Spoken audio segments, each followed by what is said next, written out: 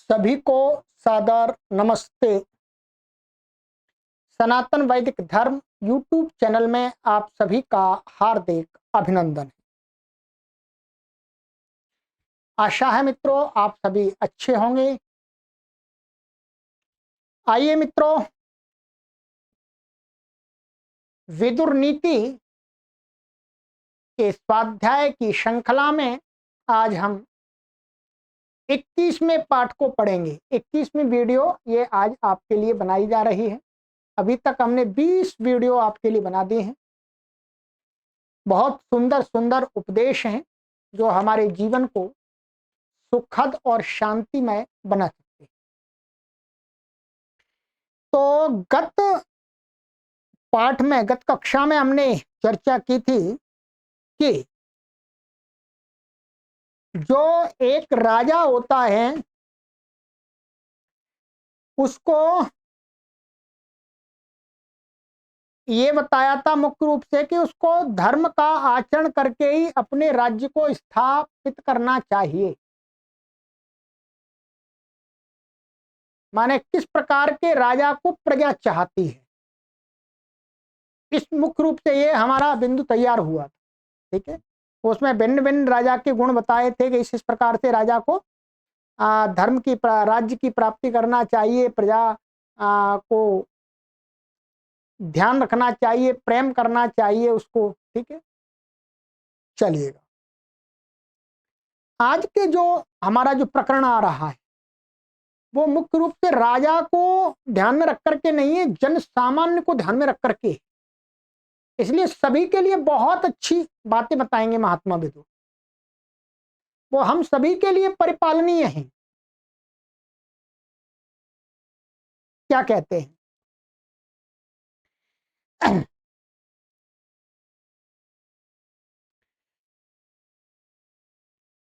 अत्युन्मत्तात् प्रलपतो बालाच्च परिजल्पतः सर्वतः सारमादमदशमभ्य इव कांचनम। कहते हैं कि मनुष्य को क्या करना चाहिए, समझदार मनुष्य को, बुद्धिमान व्यक्ति को, कि निरर्थक बोलने वाले, बिना मतलब के जो व्यक्ति बोलता रहता है, अथवा पागल अथवा बकवाद करने वाला वही व्यक्ति हो गया। कि बुद्धिमान व्यक्ति, निरर्थक बातें करने वाले व्यक्ति अथवा पागल व्यक्ति अथवा बकवाद करने वाले बच्चे से भी अच्छी अच्छी बातों को ग्रहण करता है। बुद्धिमान व्यक्ति क्या करता है, पागल से भी कुछ, पागल के अंदर कुछ अच्छी बातें, कुछ गुण है, उनको अपने धारण कर लेता है।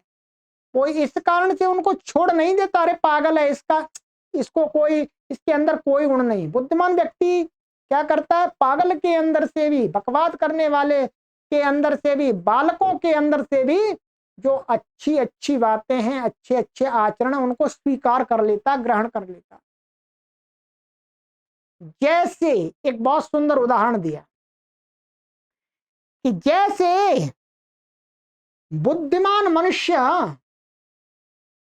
पत्थरों के जो पहाड़ होते हैं उनमें से सोने को ग्रहण कर लेता है। पत्थरों को तो वहीं छोड़ देता है, पर पत्थरों में जो सोना कहीं है उसको निकाल लेता है। ठीक बुद्धिमान व्यक्ति वही कहलाता है जो दुष्ट लोगों से भी अच्छाई को धारण कर लेता है। यह श्लोक हमको यह शिक्षा देता है कि हमें गुणग्राही बनना चाहिए, दोषग्राही नहीं बनना चाहिए। हमको तो गुणों को जहां से भी, कहीं से भी गुण मिले वहां से ले लेने चाहिए। ये नहीं देखना चाहिए ये मेरे से छोटा है, ये मेरे से छोटी जाति का है, अरे ये मेरे धर्म का नहीं है, अरे ये मेरे परिवार का व्यक्ति नहीं है। इस प्रकार की निम्न स्तर की सोच को नहीं रखना चाहिए बुद्धिमान व्यक्ति को।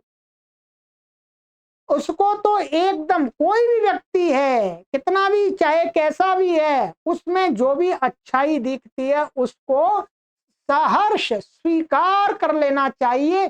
तो ऐसा बुद्धिमान व्यक्ति ही समाज में प्रतिष्ठा का पात्र बनता है, उसे प्रतिष्ठा मिलती है, वो समाज का एक दर्पण बनता है, समाज में वो आदर्श पुरुष की पदवी को प्राप्त करता है। ये बहुत अच्छी बात कही है। और आपने देखा होगा जो लोग दूसरों में दोष निकालने में लगे रहते हैं, इसके अंदर ये है, इसके अंदर ये है, इसके अंदर ये है, वो व्यक्ति समाज में निंदा की दृष्टि से देखा जाता है। उसको लोग उतने सम्मान की दृष्टि से नहीं देखते हैं, ध्यान रखेंगे। तो ये बहुत सुंदर बात बताई।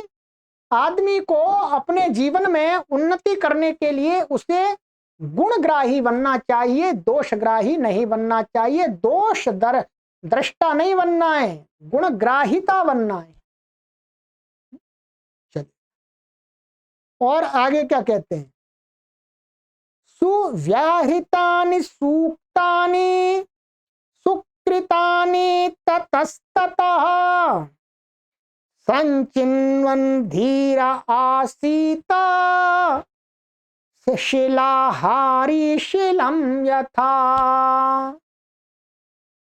कहते हैं कि अभी तो वर्तमान में तो उतना नहीं है, प्राचीन काल में क्या हुआ करता था, जो गेहूं कटते हैं,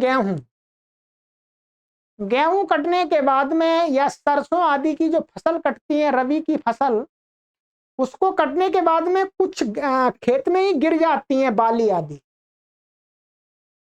तो किसान उनको वही छोड़ देता है। और जो कुछ गरीब स्तर के लोग हैं जिनके पास में अपना स्वयं का खेत आदि नहीं हुआ करता था, वो लोग क्या करते थे, उसमें से जो कुछ बाली आदि गिर जाती थी उनको ही बीन बीन करके अनाज इकट्ठा कर लेते थे अपने पेट भरने के लिए।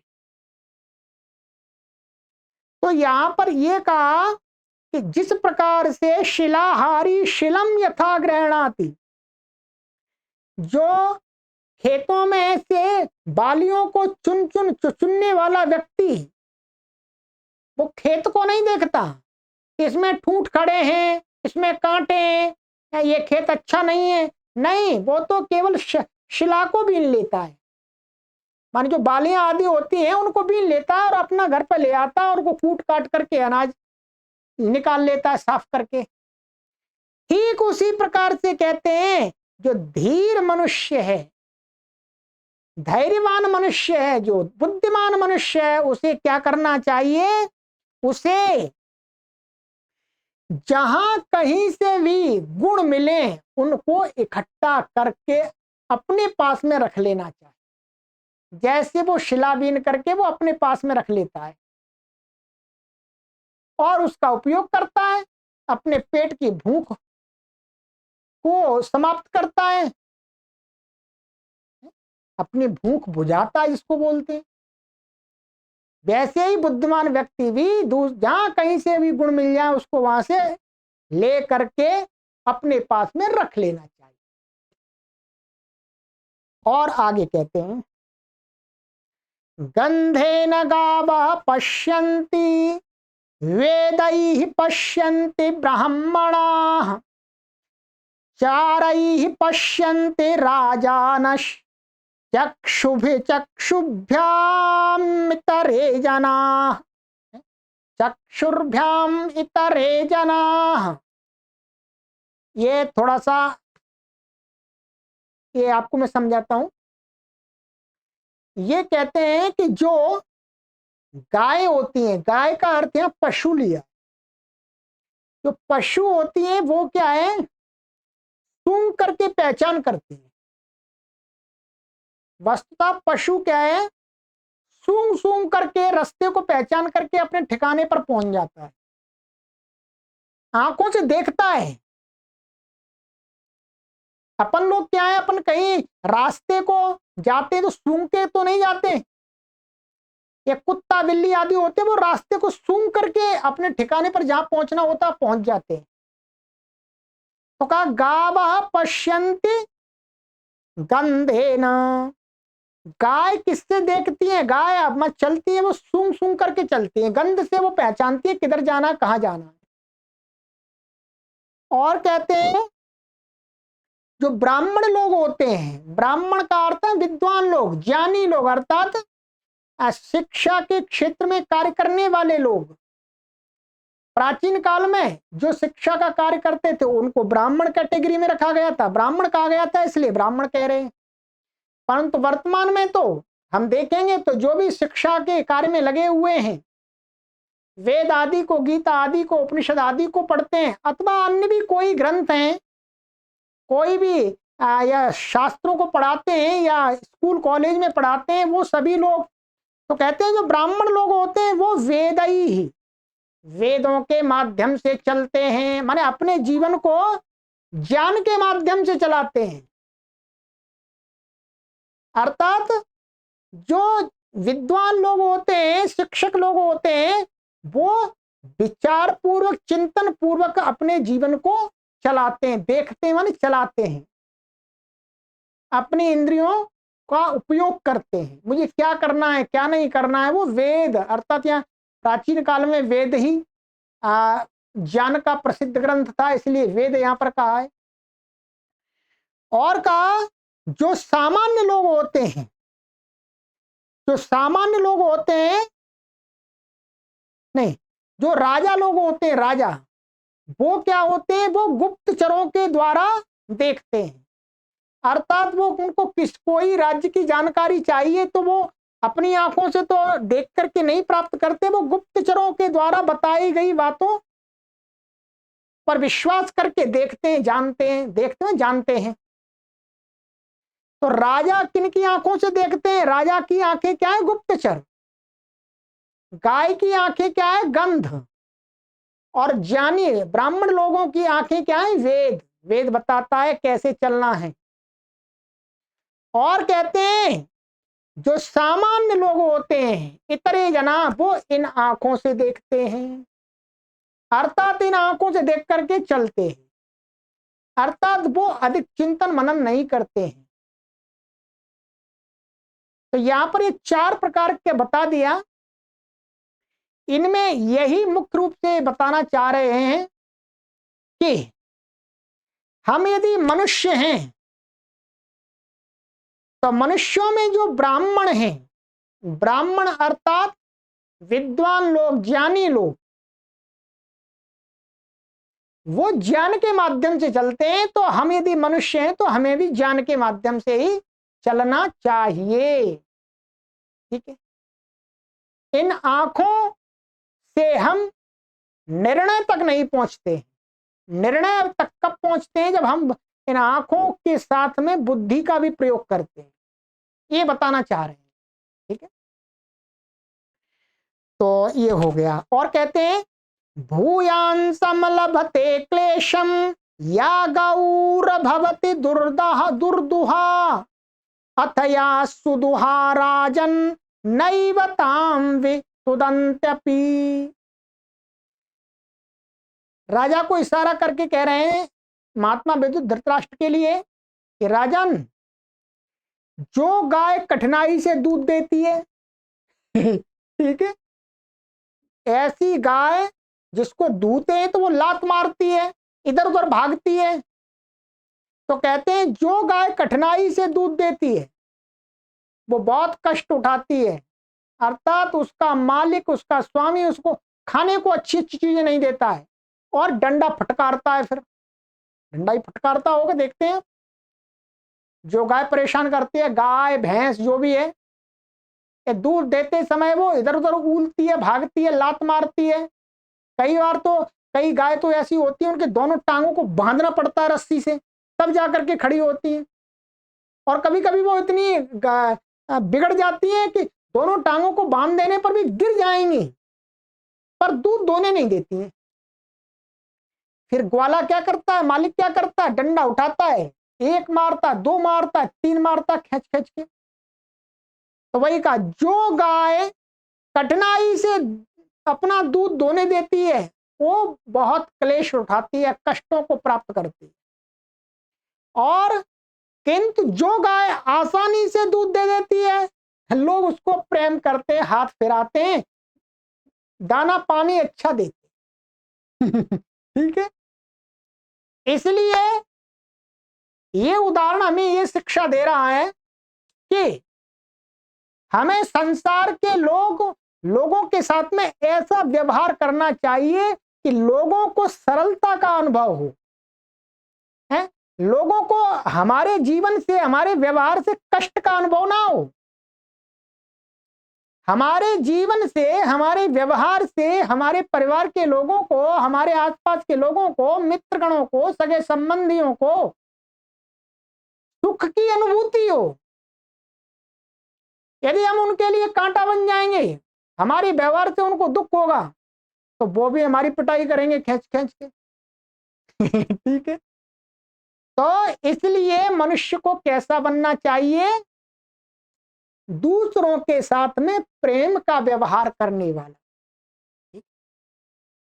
दूसरों के साथ में अच्छा व्यवहार करने वाला बनना चाहिए। तो उसको इस संसार में लोग सब कुछ देते हैं, उसको सुख की कमी नहीं होती, उसका जीवन एकदम शांतिमय तरीके से चलता है। बहुत सुंदर उदाहरण दिया है। यद अतप्तम प्रणमति न तत्संतापयन्त्यपि, यच्च स्वयं न तम दारु न तत्सन्नमयन्त्यपि। बहुत सुंदर शिक्षा प्रद श्लोक है। ये कहते हैं कि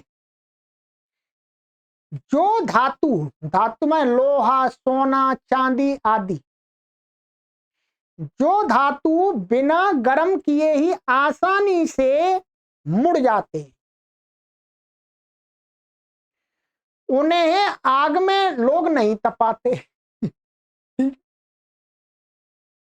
अर्थात जो कठोर होता है, उनको यदि हमें झुकाना हो, मोड़ना हो, तो आग में तपा करके जो लोहार होता है वो आराम से उसके छल्ले बना देता है। अर्थात जो आसानी से मुड़ जाते हैं उनको आग में नहीं झुकना पड़ता, वो आग की भट्टी में नहीं उनको लोहार डालता। और जो तो झुकते नहीं है उनको क्या करता है? झुकाने के लिए आग की भट्टी में डालता है, तपाता है, उसको कष्ट देता है। कहने का तात्पर्य ये है। और क्या कहते हैं आगे? जो लकड़ी है, जो लकड़ी आसानी से झुक जाती है, उसे कोई झुकाने का प्रयत्न नहीं करता। क्या?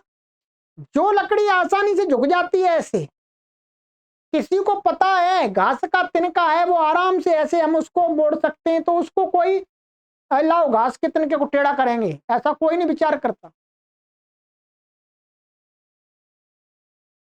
इसलिए क्या है, जो व्यक्ति झुकने के स्वभाव वाला, इसमें ये शिक्षा दी जा रही है कि जो व्यक्ति झुकने के स्वभाव वाला होता है, विनम्र स्वभाव वाला होता है, वो कष्टों की भट्टी में नहीं झुकता। अर्थात उसको कष्ट सहन नहीं करने पड़ते।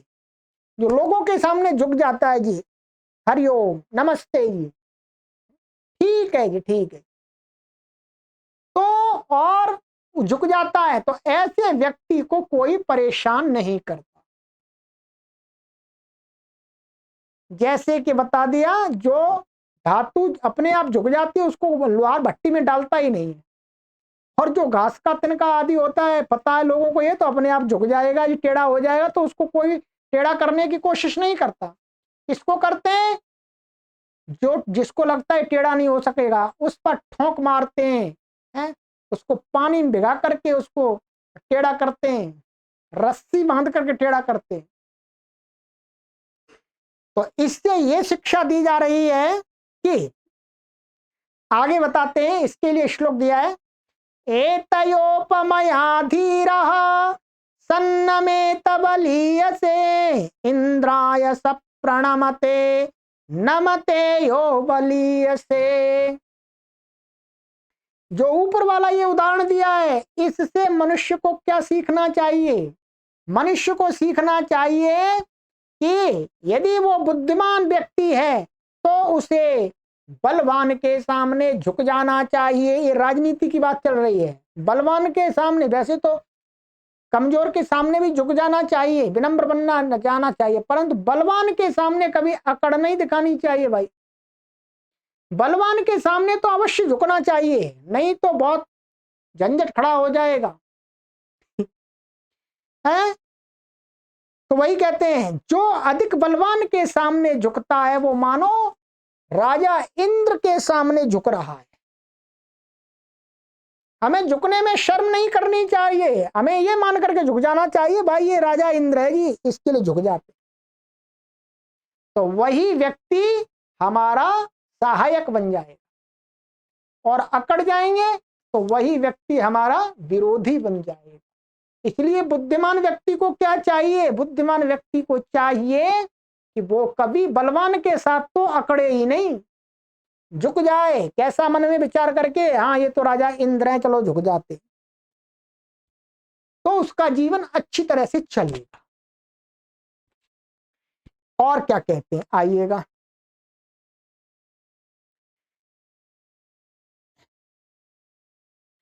पर्जन्यनाथाः पशवो राजानो मंत्री बांधवाः पतयो बांधवाः स्त्रीणाम ब्राह्मणा वेद बांधवाः। कहते हैं पशुओं के रक्षक, पशुओं के रक्षक कौन है? बादल। ये जंगली पशुओं के बारे में बात कह रहे हैं मुख्य रूप से। यह जो हमारा भारत प्राचीन काल में कृषि प्रधान रहा है, वैसे आज भी है, पर पहले और कृषि प्रधान था। और हमारी कृषि किस पर आधारित थी? मेघ देवता के ऊपर, बादलों पे ऊपर, माने वर्षा ऋतु के ऊपर आधारित थी। पशुओं आदि के लिए जो चारा मिलता था वो मेघ आदि बरसते थे तब खूब मिलता था। तो वही कहते हैं पर्जन्यनाथाः पशवः, पशुओं के रक्षक कौन है? मेघ। मेघ समय पर बरसते हैं तो पशुओं को भरपूर चारा मिलता है और उनका जीवन चलता है। और कहते हैं राजानो मंत्री बांधवाः, और राजा के सहायक कौन होते हैं? कहते हैं मंत्री लोग राजा के सहायक होते हैं। और कहते हैं स्त्रियों का रक्षक कौन होता है? क्योंकि ये वाली हमारी संस्कृति क्या, पुरुष प्रधान संस्कृति है हमने कई बार बताया है। तो यहां पर क्या कहा गया है? स्त्रियों के रक्षक, स्त्रियों की रक्षा करने वाले उनके पति हुआ करते हैं।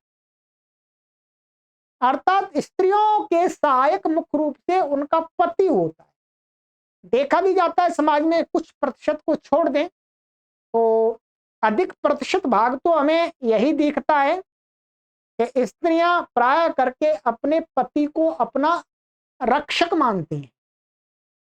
हाँ, कुछ प्रतिशत को छोड़ दें, जहां पर कुछ पुरुष भी ऐसे होंगे थोड़ी संख्या में जो अपनी पत्नियों को अपना रक्षक मानते होंगे ठीक है। पर इस पुरुष प्रधान समाज में ऐसी मान्यता है और ऐसा व्यवहार लोक में बना दिया गया है कि जहां पर स्त्रियां ये स्वीकार करती हैं कि हमारी रक्षा करने वाले हमारे पति हैं। जब विवाह हो जाता है तब, उससे पहले उनके माता पिता हुआ करते हैं, पिता भाई हुआ करते हैं। तो यहां पर कहते हैं कि स्त्रियों के बंधु माने सहायक कौन है? उनके पति। और ब्राह्मणों के सहायक कौन है? ब्राह्मण माने ज्ञान मार्ग का आश्रय लेकर के जीवन यापन करने वाले लोगों के सहायक कहते हैं वेद, वेद बांधवाः। अर्थात ब्राह्मण लोग यदि वेद को पढ़ेंगे तो उनका जीवन ठीक से चलेगा। अर्थात ब्राह्मण लोगों को की रक्षा वेद ही करते हैं। अर्थात वेद पढ़ेंगे, वेद के अनुसार जीवन जिएंगे, तप करेंगे ज्ञान का प्रचार प्रसार करेंगे तो उनका जीवन सुरक्षित रहेगा। ये बहुत प्राचीन हमारी बहुत श्रेष्ठ परंपरा है कि ब्राह्मण को जो उच्च स्थान मिला है समाज में वो कोई एक दिन में नहीं मिल गया, करोड़ों वर्ष इन लोगों ने तप किया है, तब जाकर के सम्मान मिला है। आज माना हमने बहुत सारे लोग उस प्रकार का तप नहीं करते, परंतु अपने आप को ब्राह्मण कह करके सम्मान पाना चाहते हैं, पाते भी हैं, परंतु बहुत लंबी कहानी है। आसानी से जो स्थान बना है वो आसानी से नहीं बना। विद्या प्रधान माने विद्या के पिपासु रहे हैं तब उनको ये स्थान मिला है समाज में।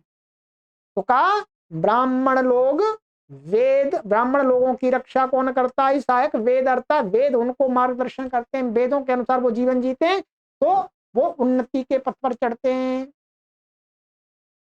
आइएगा तो ये कहते हैं,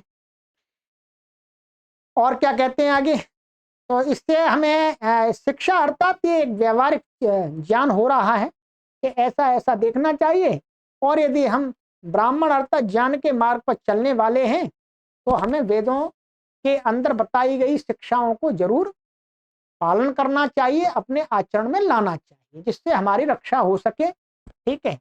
और यदि स्त्रियों के बारे में बात करें तो वो स्त्रियां तो वैसे स्वीकार करती ही है कि हमारी रक्षा है, तो पतियों की भी जिम्मेदारी बनती है, उनके जो भी स्वामी है कि उनकी रक्षा भी करें। ठीक है, चलिएगा और आगे कहते हैं सत्येन रक्षते धर्मो विद्या योगेन रक्षते मृजया रक्षते रूपम कुलम वृत्तेन रक्षते। कहते हैं सत्य की जो रक्षा होती है वो धर्म से होती है, धर्माचरण से सत्य टिकता है। और विद्या की जो रक्षा होती है, विद्या माने ज्ञान की जो रक्षा होती है वो योग मार्ग से होती है। यदि हमारे अंदर योग का मार्ग नहीं है, अर्थात हम योग के मार्ग को अपना नहीं रहे, तो हमारे अंदर जो ज्ञान है वो मलिन हो जाएगा। योग की जो पद्धति है वो हमारे ज्ञान को निर्मल बनाती है, हमारे चित्त को पवित्र बनाती है। जब हमारा चित्त पवित्र रहेगा तो हमारा ज्ञान भी पवित्र होगा। तो इसलिए कहा कि योगेन विद्या रक्षते, माने योग के द्वारा विद्या की रक्षा होती है। और मृजया रक्षते रूपम, साफ सफाई से क्या है? रूप की रक्षा होती है। यदि हम अच्छा साफ रखेंगे तो हम अच्छे लगेंगे, रूप की रक्षा। यदि गंदगी हमारे ऊपर छाई रहेगी, सफाई नहीं करेंगे तो हमारा रूप भी खराब हो जाएगा। तो रूप की रक्षा किससे होती है? साफ सफाई से। और कहते हैं वृत्तेन कुलम रक्षते, वृत्तेन माने सदाचार से कुल की रक्षा होती है। सदाचार से ही कुल का जो नाम होता है वो उसके अंदर होने वाले लोगों के सदाचार से ही होता है। तो पूरे कुल की रक्षा सदाचार से होती है, इसलिए अपने कुल की रक्षा के लिए हमें सदाचरण का पालन करना चाहिए। अब एक श्लोक आ रहा है, उस श्लोक में एक भाग से मैं बिल्कुल भी सहमत नहीं हूं, मैं आपको बता दे रहा हूं। और पुरुष प्रधान ये समाज रहा है, इसलिए पुरुषों ने पुरुष प्रधानता को रख करके ही बातें प्राय करके लिखी हैं। वैसे तो बहुत सारी अच्छी बातें हैं, परंतु इसमें एक बात ऐसी आ रही है उसका मैं बिल्कुल भी समर्थन नहीं करता हूं। मैं कभी नहीं कहता हूं कि उसको आप लागू करें, ठीक है, वो क्योंकि वो अच्छी सोच नहीं है, ठीक है। परंतु हम यहाँ पर उसके साथ जो अच्छी बातें हैं, हमें तो गुणग्राही बनना है। अभी बात आई थी, हमें दोषों को नहीं देखना, दोष है उनको छोड़ दीजिएगा, तो उस भाग को हम छोड़ देंगे, बता देंगे पर छोड़ देंगे, ठीक है। उसके लिए हम आपको ये नहीं कहेंगे इसको भी आप समाज में लागू, नहीं, उसको तो ऐसा करेंगे समाज से ये बात हटे। सुनिएगा, मानेन रक्षते धान्यम अश्वान रक्षतु न रक्षत्यनुक्रमः अभीक्षण दर्शनम गाश्च स्त्रियो रक्षा कुचैलतः। ये लास्ट वाला जो पार्ट है वो गलत है, गलत अर्थात वो प्राचीन काल में ऐसी सोच होगी उसके अकॉर्डिंग लिखे आए उन्होंने। कहते हैं कि जो अनाज होता है, अनाज, जो अनाज होता है, गेहूं चावल आदि, उसकी जो रक्षा होती है, उसकी रक्षा होती है उसको किसी अच्छे पात्र में रख करके, किसी अच्छे पात्र में रख करके, मैं किसी कहीं पर अच्छा कोई कोई बड़ा ड्रम है आदि, उसमें रख करके उसको रखेंगे तो धान्य की रक्षा होती है, माने अनाज की रक्षा होती है, और अर्थात वो नष्ट नहीं होता, उसमें कीड़े काड़े नहीं लगते हैं। और कहते हैं अश्वान रक्षति अनुक्रमः, घोड़ों की रक्षा कब होती है? घोड़ों को प्रतिदिन दौड़ाना चाहिए, है दौड़ाना चाहिए, अर्थात उनको फेरना बोलते हैं, उनको फेरना, उनको प्रतिदिन घोड़े को चलाएंगे तभी घोड़ा ठीक रहेगा। यदि घोड़े को आपने 10 दिन भी नहीं चलाया तो वो बेकार हो जाएगा, वो सवारी करने लायक ही नहीं रहेगा। अच्छी सवारी वही घोड़ा कर सकता है जो प्रतिदिन चलता है, जिसको प्रतिदिन उसका घोड़सवार सवारी करता है। तो घोड़ों की वास्तविक रक्षा होती है उसको चलाने से, उसको ठाली बैठाने से नहीं होती है। और क्या कहते हैं, बार बार माने जो पशु हैं, गाय आदि हैं, उनकी रक्षा होती है उनको बार बार देखने से, अर्थात पशु को ये पानी पी लिया, इसने चारा खा लिया, इसको कोई बीमारी तो नहीं है, उसको नहलाना, उसकी गंदगी साफ करना, इन मन बार बार हम गाय आदि को देखते हैं तब वो ठीक रहते हैं, स्वस्थ रहते हैं। अब जो अगला आ रहा है वो तो मैं आप चाहें बता रहा हूं जी, मैं क्रॉस दे रहा हूं, ये ठीक नहीं है। इनका मानना है, ये कहते हैं कि जो स्त्रियों की रक्षा होती है वो मैले कुचैले कपड़े पहन करके होती है। इनका मानना है कि स्त्रियों, जो सुंदर स्त्री है उसको अच्छे कपड़े नहीं पहनने चाहिए, उसको मैले कुचैले कपड़े पहनने चाहिए, जिससे दूसरे जो पुरुष लोग हैं उसकी तरफ दृष्टि ना रखें। पर ये अच्छी बात तो नहीं है भाई, सबका अपनी सुंदरता है, सबको अपनी सुंदरता दिखाने का अधिकार है मर्यादा के अंदर रह करके। परंतु इन्होंने ये कह दिया स्त्रियों रक्षा कुचैलता, माने जो सुंदर कोई स्त्रियां होती हैं जब वो गंदे कपड़े पहनती हैं मैले कुचैले, तो उनकी तरफ कोई पुरुष ध्यान नहीं देता है, तो उनकी चरित्र की रक्षा होती है। पर ऐसा तो नहीं है, ऐसा तो बिल्कुल भी नहीं है। ये पुरुष प्रधान सोच का कारण है, कह सकते हैं प्राचीन काल में इस प्रकार का व्यवहार देखा जाता होगा, उसी को लेकर के इन्होंने कह दिया। परंतु ये समाज की एक बुराई है, चाहे स्त्री हो चाहे पुरुष हो, जो सुंदर है उसे अपने आप को सुंदर दिखाने का पूरा अधिकार है, सुंदर दिखाना चाहिए, सुंदरता इसीलिए मिली है मर्यादा में रह करके, ठीक। तो ये कहा है, बाकी आप इसको भिन्न भिन्न प्रकार से इसकी संगति लगाना चाहें तो लगा लीजिएगा, बाकी हम इसका समर्थन नहीं करते। चलिएगा, तो आज इतना ही करेंगे, ठीक है, और यही बातें आगे चलेंगी, यही चल रही हैं, ठीक है। चलिए, बहुत अच्छी अच्छी बातें हैं। सभी को सादर नमस्ते। ओम।